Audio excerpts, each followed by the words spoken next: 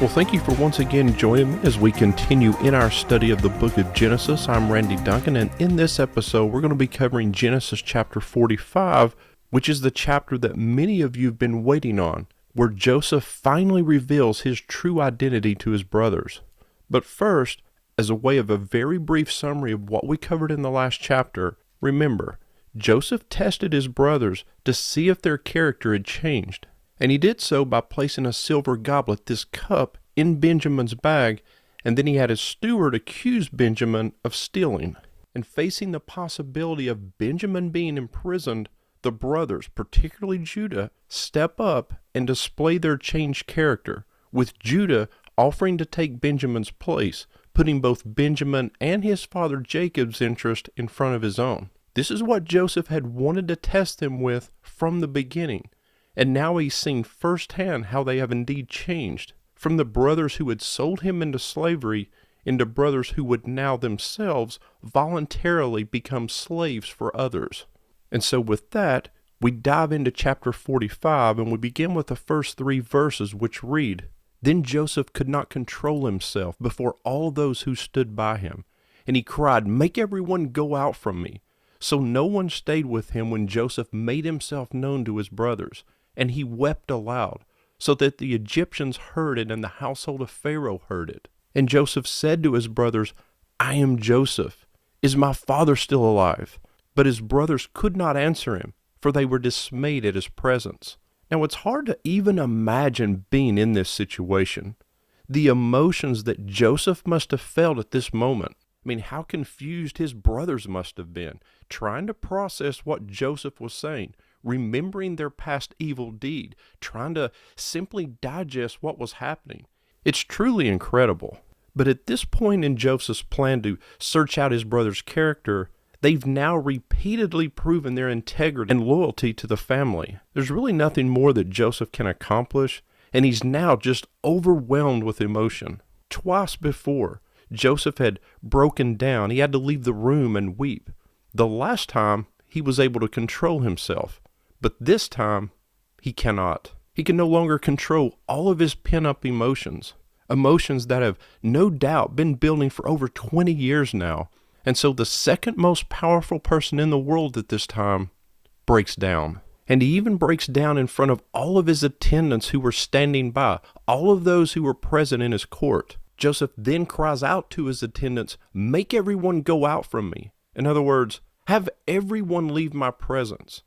He will not allow any outsider to share in this private and this intensely intimate moment with his family. And it says that Joseph wept aloud, so that the Egyptians heard it and the household of Pharaoh heard it. Again, can you even imagine? I mean, all of those years of emotion finally being able to come out, finally released and expressed. And I've mentioned before, but there's sometimes a stigma associated with grown men crying. And certainly, there is a time and place for grown men in leadership positions to appropriately express themselves. But has there ever been a better example than Jesus himself? In John chapter 11, the family of Lazarus comes to Jesus, weeping over their brother who has died. And even knowing that he would bring Lazarus back to life, Jesus wept. He wept not because of Lazarus' death. He already knew that he would resurrect Lazarus. He wept because he had compassion for the family. He hurt with them, and he knew what they were dealing with. You know, there's a saying that the beauty of tears is that they remind us we are capable of feeling deeply. Embrace them as a testament to your humanity. And right here, Joseph does just that. He may be the leader of Egypt, but he retains his humanity. He keeps a proper perspective, understanding what is truly important in life. And so at this point, the masquerade is officially over, but he manages to say to his brothers, "I am Joseph." I mean, I cannot even imagine the look on his brothers' faces when they heard those words. Remember, they had never even mentioned the name of their other brother to this Egyptian ruler. So how could he possibly know? One other observation here as well. Joseph now speaks directly to his brothers in Hebrew. He's no longer speaking to them through an interpreter. I mean, this alone would have shocked the brothers, that any Egyptian, especially the ruler, would speak in their language. And on top of that, he's telling them in their own language that he is their brother Joseph. Joseph also immediately asks about his father Jacob. He wants to know if his father is well. Remember, up until this point, he had only asked about the well-being of their father. But now he asks, how is my father? Is he still alive? And what was the brother's response? His brothers could not answer him because they were in shock. They were dismayed. They are completely dumbfounded and confused. And actually, the Hebrew word used here for how they were feeling is the word bahal, which actually means to tremble inwardly, to be terrified. And as the reality of this situation begins to sink in, and they realize that this Egyptian ruler standing before them is the brother that they sold into slavery, they become terrified. What must have been going through their minds is the same thing that would go through all of our minds if we were in that situation. Is he going to make us all slaves? Is he going to cast us into prison? Is he going to take his revenge and have us all executed? Think about it. They would have assumed Joseph was long since dead. The life expectancy for slaves in ancient societies, it was fairly short. And besides that, how was it even possible that a 17-year-old boy who was sold into slavery would rise to become the second most powerful man in all of Egypt outside of Pharaoh himself? Well, one thought that comes to mind, as Matthew 19:26 tells us, with man, this is impossible, but with God, all things are possible. Again, Scripture here is describing a sort of paralyzing fear that they're experiencing because they realize their lives are now in the hands of the one that they sold into slavery over 20 years ago, the one they thought they had killed. And so they're unable to respond to him or answer him at all. But verses 4 through 8 continue. So Joseph said to his brothers, "Come near to me, please." And they came near. And he said, "I am your brother, Joseph, whom you sold into Egypt. And now do not be distressed or angry with yourselves because you sold me here, for God sent me before you to preserve life. For the famine has been in the land these 2 years, and there are yet 5 years in which there will be neither plowing nor harvest. And God sent me before you to preserve for you a remnant on earth, and to keep alive for you many survivors. So it was not you who sent me here, but God.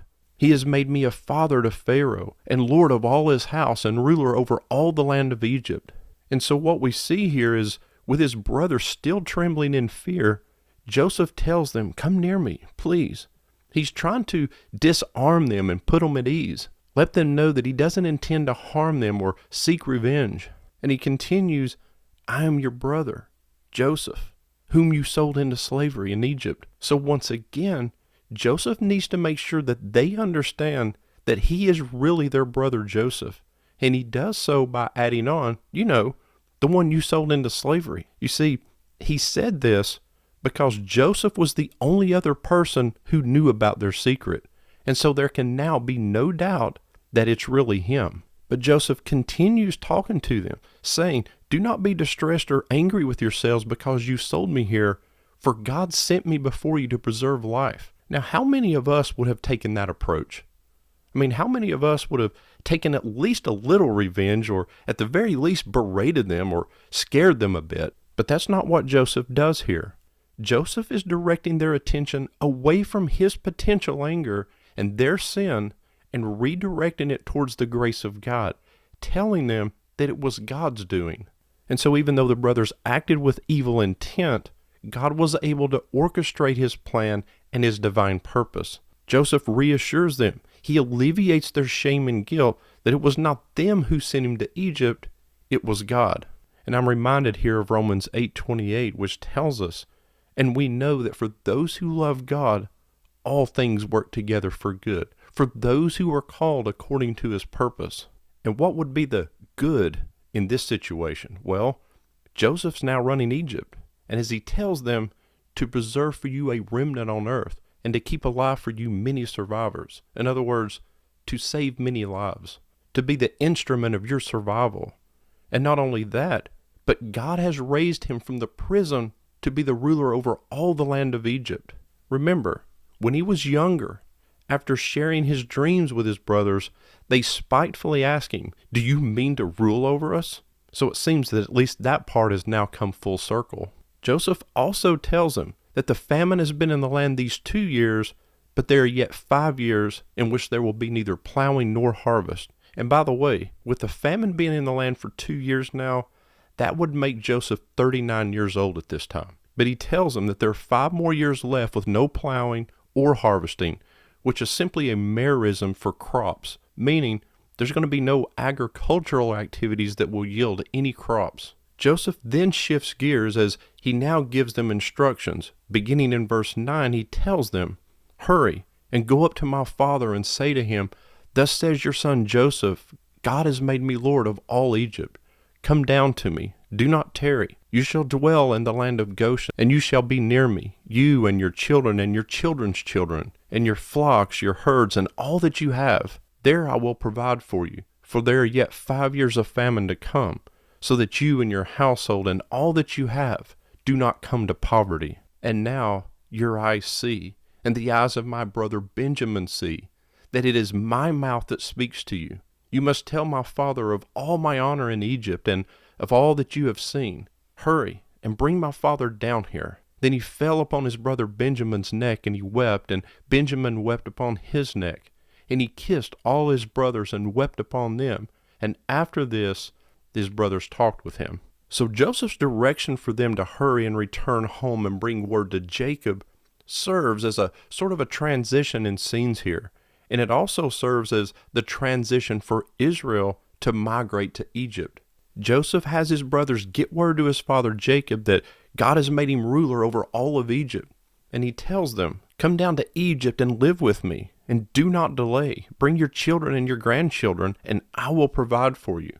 And so in saying all this, Joseph is clearly thinking that this is going to be more of a long-term migration. I mean, this isn't just coming down to visit for the holidays or something. The book of Exodus actually begins by telling us, "Then Joseph died, and all his brothers and all that generation. But the people of Israel were fruitful and increased greatly, and they multiplied and they grew exceedingly strong, so that the land was filled with them." And so we know from that for the rest of Joseph's life and the lives of his brothers and his grandchildren, that the Israelites thrived in Egypt. But also in Exodus, and right after that we read, "Now there arose a new king over Egypt who did not know Joseph. And he said to his people, 'Behold, the people of Israel are too many and too mighty for us. Come, let us deal shrewdly with them, lest they multiply, and if war breaks out, they join our enemies and fight against us and escape from the land.' Therefore they set taskmasters over them and afflicted them with heavy burdens." All of which sets the stage for, after 400 years, Moses eventually will lead them out of Egypt. But back to the text here. Joseph also tells his brothers to let Jacob know that there's still 5 years of famine remaining. And so surely he communicated this to Jacob, knowing that Jacob would be resistant to some full family migration to Egypt.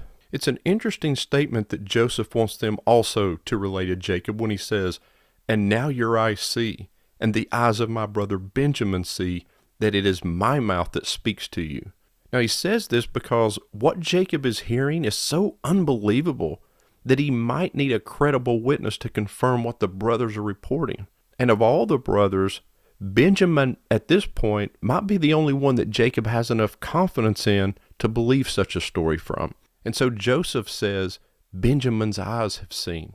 In other words, ask Benjamin. He's seen for himself that it's me, Joseph, speaking directly to you and not through an interpreter. In other words, this isn't based on a rumor, but first-hand knowledge. And then finally, we see that Joseph fell upon his brother Benjamin's neck and he wept, and Benjamin wept upon his neck. And then he kisses his brothers and he wept upon them. And finally, after doing that, his brothers were able to talk with him. And so the reconciliation is now complete.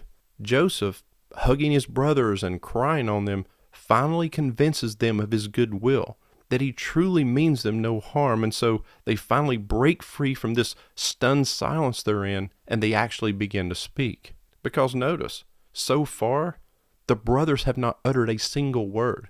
It's only after this emotional embrace that their fear and their hesitancy is overcome. And if you remember all the way back in chapter 37, we read that when his brothers saw that their father loved him, speaking of Joseph, more than any of them, they hated him and could not speak a kind word to him. But they're now able to speak with him, something that they were not able to do with him when he was still a boy. Interesting observation here is that God initiates reconciliation of the brothers through a famine. In other words, it was through the process of Joseph's suffering that reconciliation was brought about. Sort of reminds you of the process of the cross, doesn't it? I mean, it was through Christ's suffering that God brought about the possibility of reconciliation. It was only through Jesus' suffering on the cross that our reconciliation with God is even possible. And I also think there's a lesson here for all of us. You see, Joseph not only hugged and wept with his innocent brother Benjamin, but he did so with all of his brothers, even after what they did to him. And I'm sure there are many who have strained family relationships or feel as though you were wronged by a family member in the past and things have never been the same, or maybe the relationship was even ruined. Well, let me ask you a question.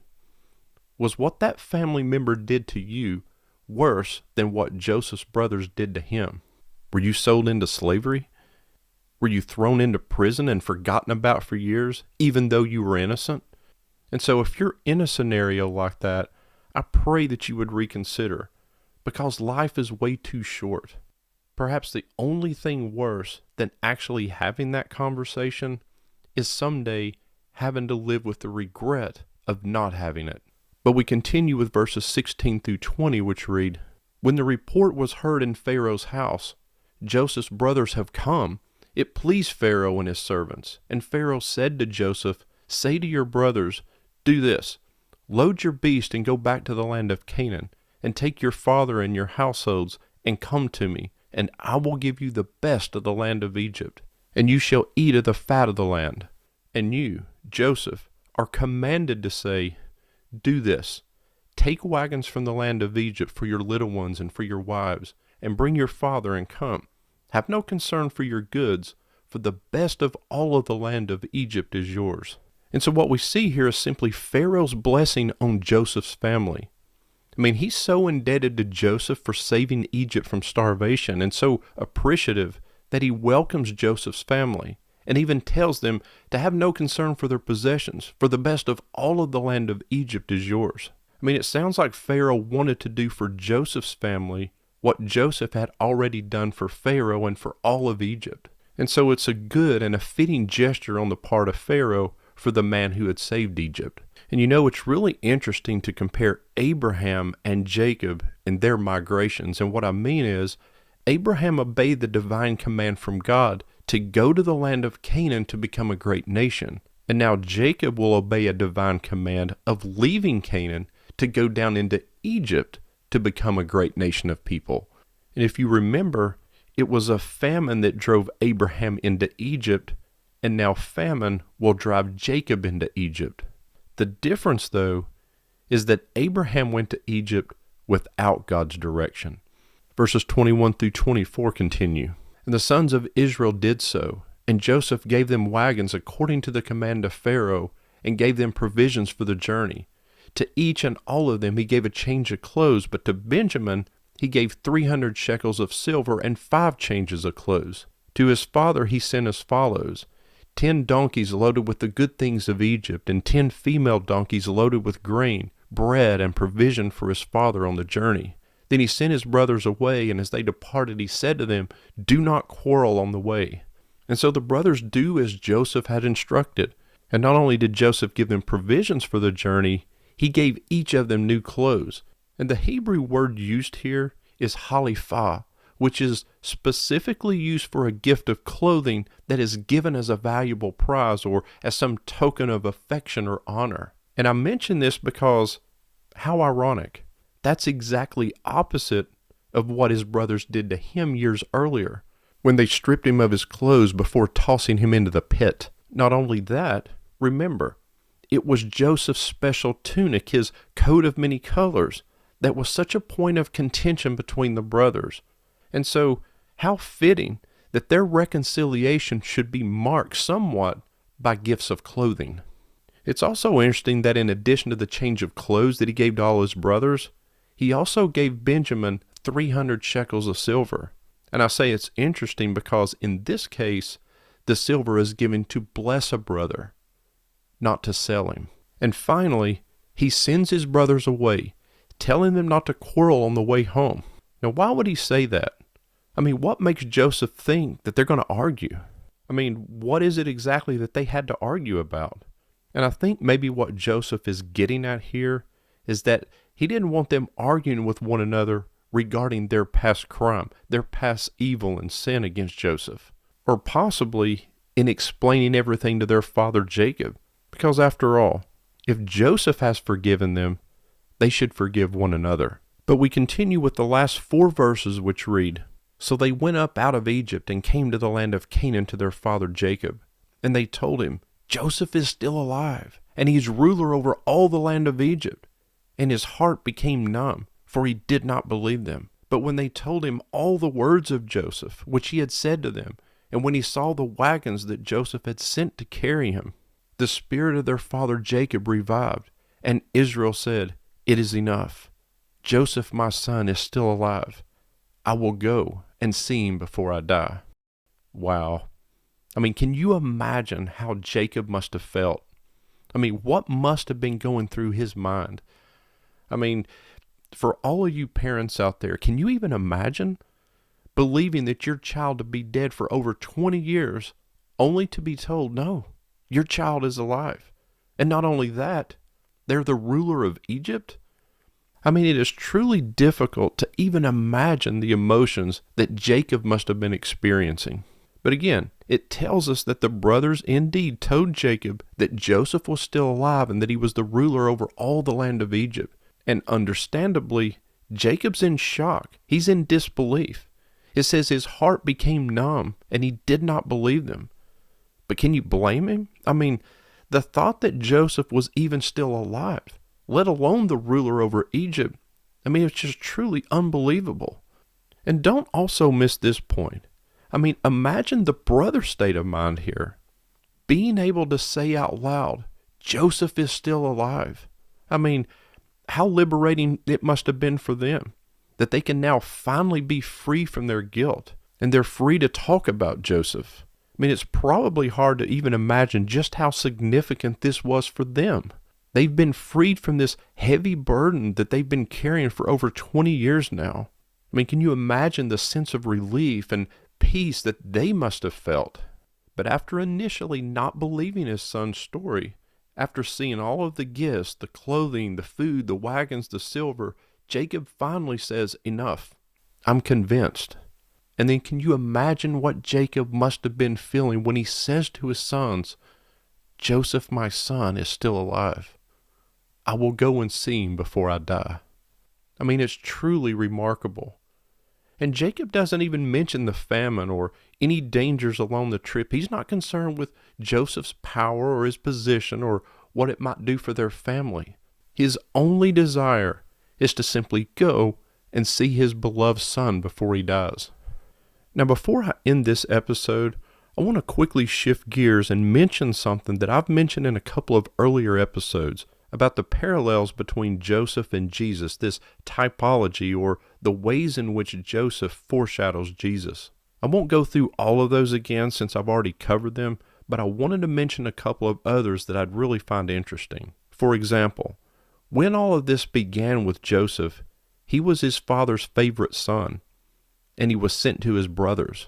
Jesus, the only begotten son of the Father, was sent to his brothers, the Jews. But the Bible tells us in John 1:11 that his own did not receive him. In fact, not only did they not receive him, they betrayed him with silver, just as Joseph's brothers betrayed him with silver.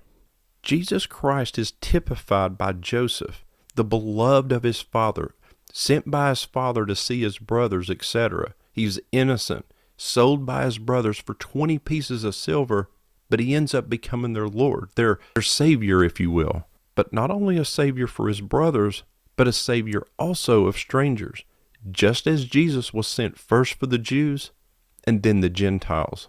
And all of this accomplished despite plots to destroy them, their cell and their rejection of them. And if you remember, in prison, Joseph is innocent.